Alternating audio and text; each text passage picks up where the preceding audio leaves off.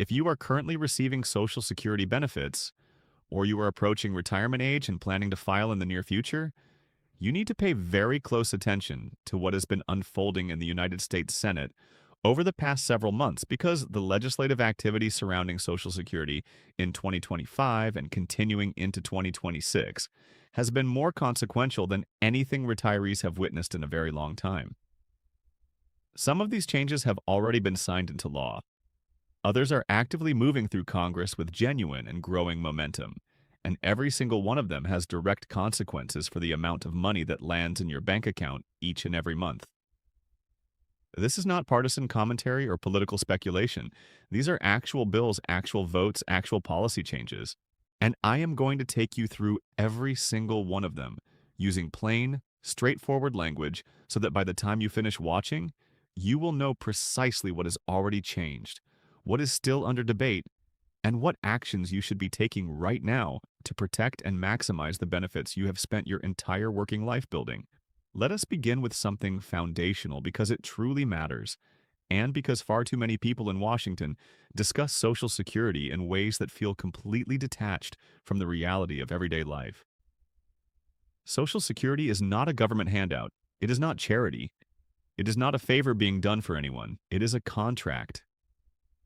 For decades, working Americans paid into this system with every single paycheck they ever received.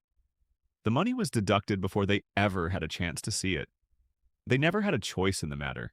They contributed consistently and faithfully through prosperous economic periods and devastating ones, through recessions and recoveries, through wars and global health crises.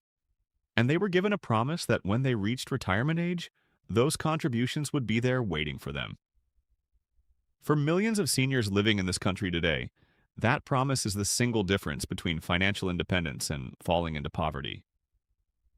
According to the Center on Budget and Policy Priorities, drawing from census data, without Social Security benefits, approximately 37% of Americans aged 65 and older would fall below the federal poverty line. With Social Security in place, that figure drops to under 9%. That is not a number to pass over lightly. That is a striking and sobering reality about just how essential this program is to the everyday fabric of life for older Americans across this country. And yet, year after year, retirees have watched their purchasing power quietly erode. They have watched the cost of groceries climb steadily higher, the cost of prescription medications rise without pause, the cost of housing become an increasingly crushing burden, while their Social Security checks have struggled to keep up with those realities. The adjustments they received, what the federal government refers to as cost of living adjustments, or COLA, were calculated using a formula that economists and advocates have argued for many years simply does not reflect the way seniors actually spend their money in real life. Here is the central problem.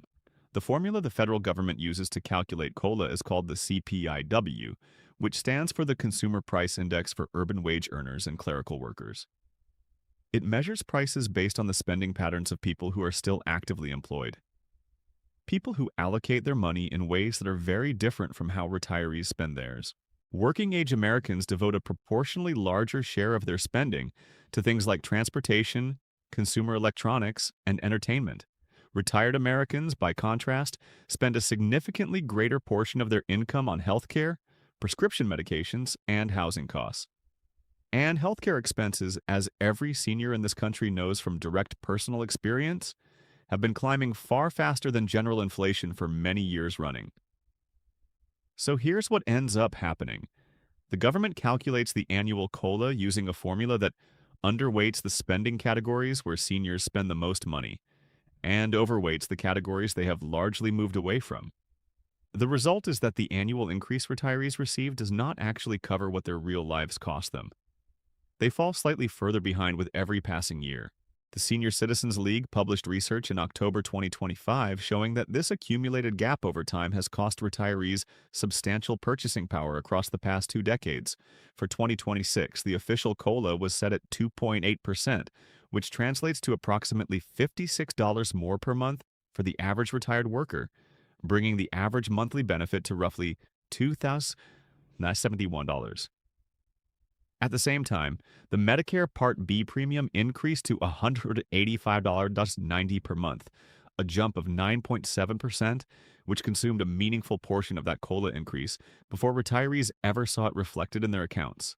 This is the recurring pattern that has frustrated seniors for so many years, and it is precisely the pattern that multiple pieces of legislation currently moving through the Senate are now working to address.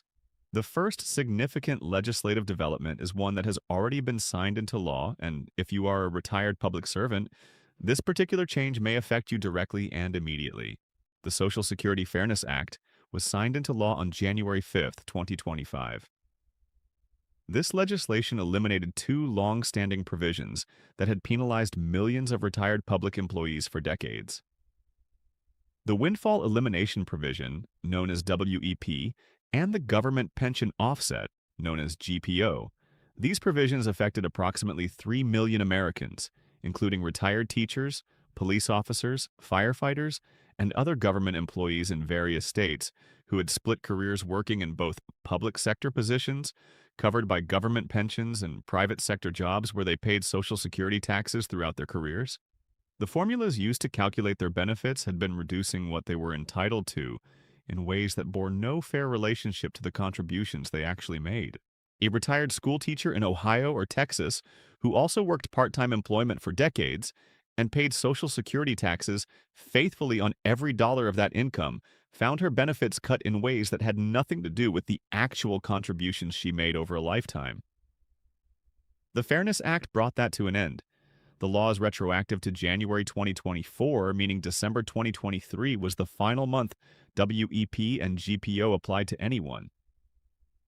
As of March 2026, the Social Security Administration has processed more than 3.1 million retroactive payments, totaling approximately $17 billion, with an average retroactive payment of roughly $6,100 per person.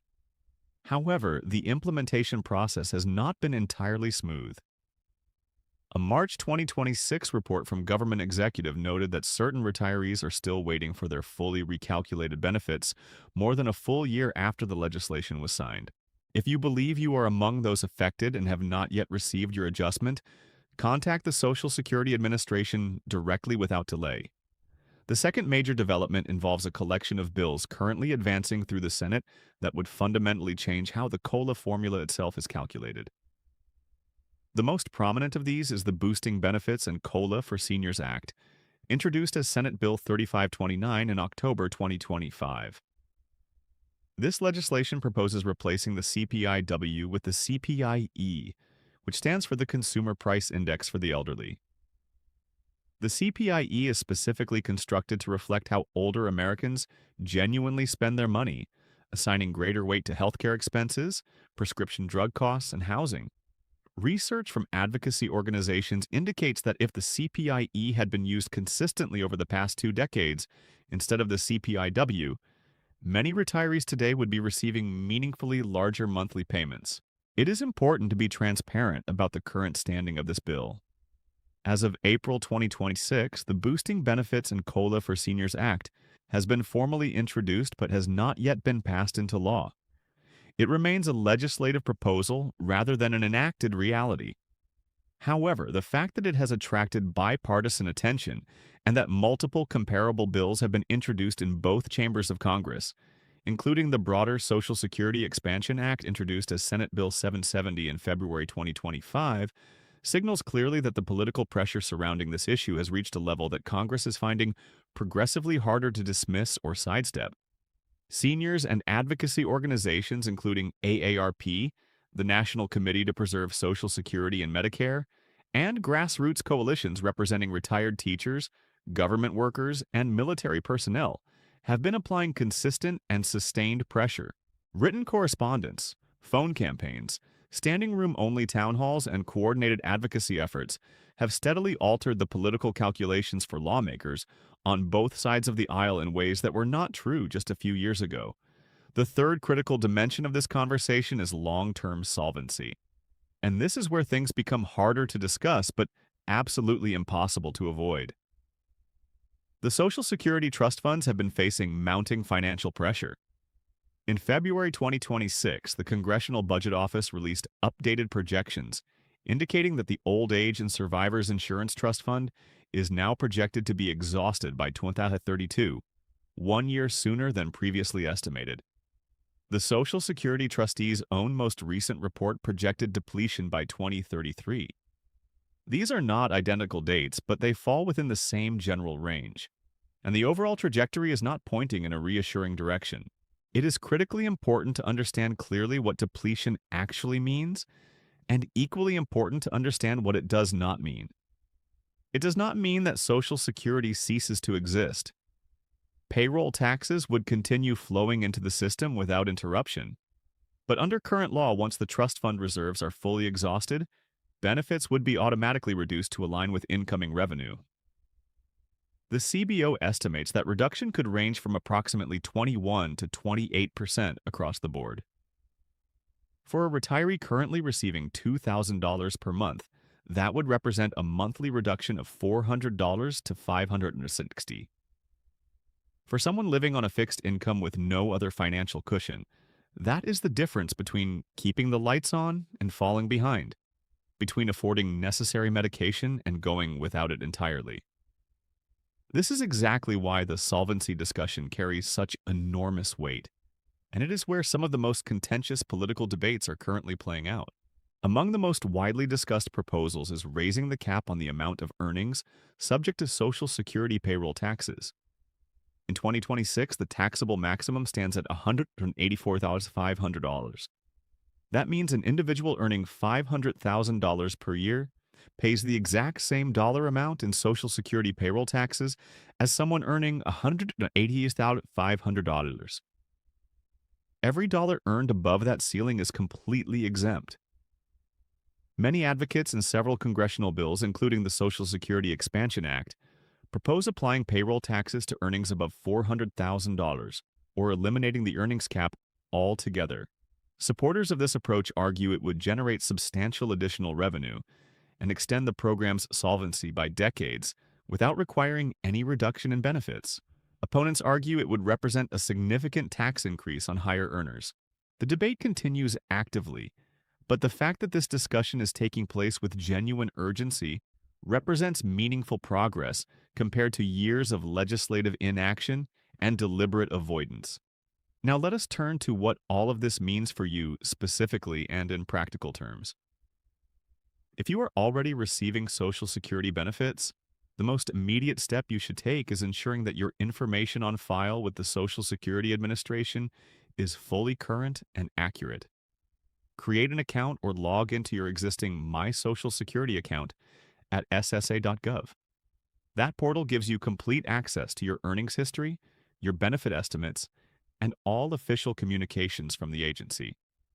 If you are not comfortable navigating things online, you can reach the SSA by phone at 1-800-772-1213, Monday through Friday, from 8 in the morning until 7 in the evening Eastern Time, or you can visit a local field office in person at your convenience. Take the time to review your earnings record carefully and confirm that every year of your work history is accurately captured in the system. Errors are considerably more common than most people realize, and a single missing year or an incorrectly recorded income figure can reduce your monthly benefit. If you identify any mistake, request a correction right away and follow up to make sure it is addressed.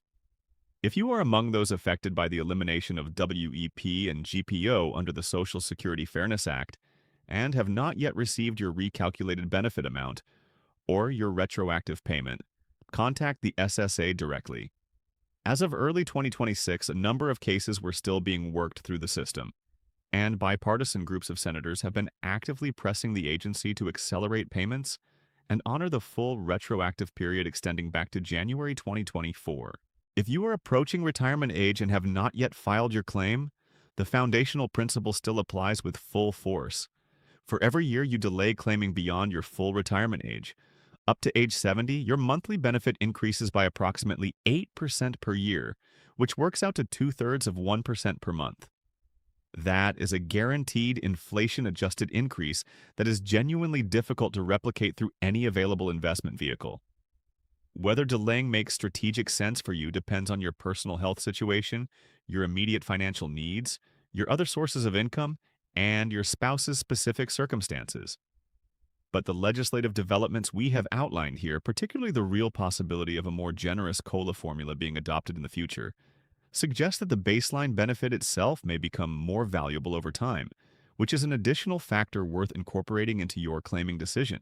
One area that consistently receives far too little attention is the downstream impact on spousal and survivor benefits. When one partner in a marriage passes away, the surviving spouse typically receives the higher of the two benefit amounts the couple had been receiving.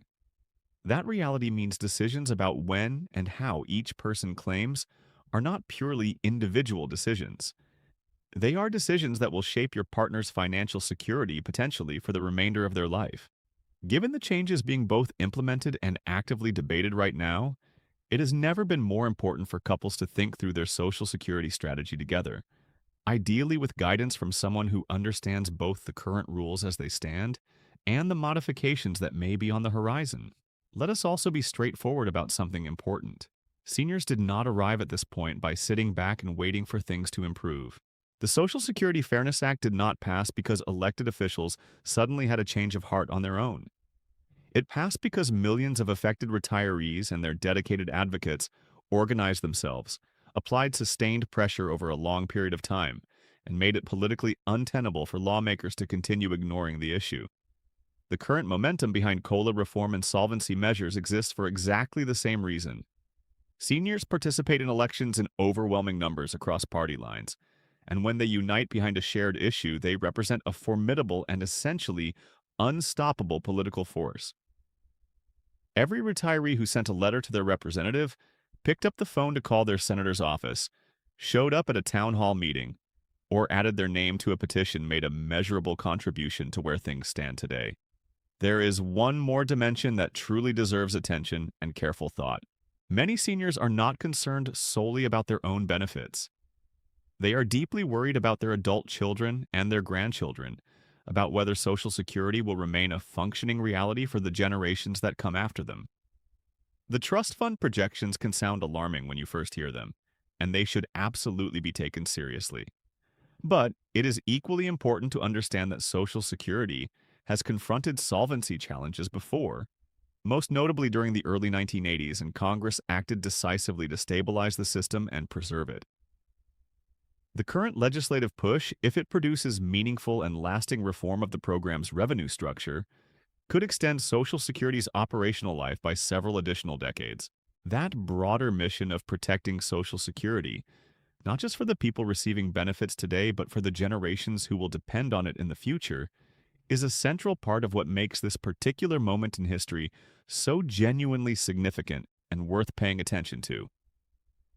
The bottom line is this: real and consequential changes have already taken place. WEP and GPO are gone. Retroactive payments totaling $17 billion have been distributed to those who were owed them. The 2026 COLA of 2.8% is currently in effect, and multiple pieces of legislation addressing both the COLA formula and the long-term solvency of the program are advancing through Congress with more support and more momentum than similar proposals have had in many years. Not every issue has been resolved. There are significant battles still ahead. But the direction has clearly shifted. The momentum is real and it is building. And the seniors who remain engaged, stay consistently informed, and continue making their voices heard are the driving reason that it is happening at all. You worked your entire life to earn these benefits. You built them through your labor, your perseverance, and your decades of unwavering contributions to the system. And the ongoing effort to protect those benefits, strengthen them, and preserve them for everyone who depends on them is among the most important and meaningful fights of our time. Stay informed and engaged. Verify everything you hear through official and reliable sources, and make sure that the people you love and care about know what is happening with the program that tens of millions of Americans count on every single day.